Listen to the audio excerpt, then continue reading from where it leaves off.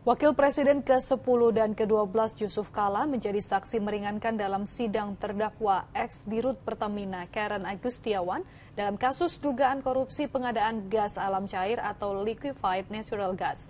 JK menilai kerugian negara dalam kasus dugaan korupsi pengadaan LNG murni terjadi karena proses bisnis.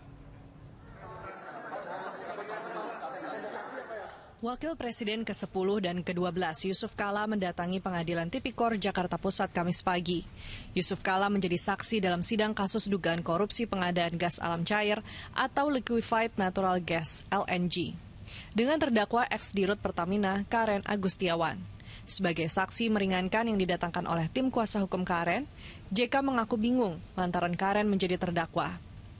Padahal Karen sebagai Direktur Utama Pertamina hanya menjalankan tugas dari Presiden untuk memenuhi pasokan cadangan energi di atas 30%. Menurut JK, wajar jika perusahaan negara termasuk Pertamina rugi saat menjalankan bisnis termasuk LNG. Kalau dirut suatu perusahaan berbuat sesuai dengan pandangannya bisnis itu, dan ini untung ini bisnis ini, hanya ruginya 2 tahun. Kenapa mesti 2 tahun didakwakan? Harus jangka panjang.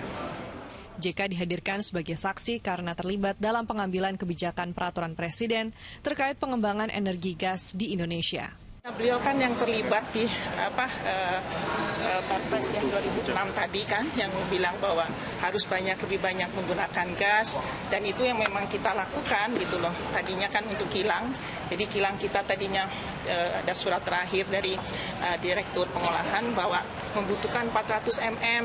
Nah, sekitar 400 mm itu sebetulnya 2 kali apa yang kita pesan. Karen Agustiawan didakwa terlibat dalam proyek pengadaan LNG. Akibat dugaan korupsi pengadaan LNG di Pertamina pada 2011-2014, negara mengalami kerugian sebesar 1,77 triliun rupiah. Auriga Agustina, Ahmad Teguh Wibowo melaporkan dari Jakarta.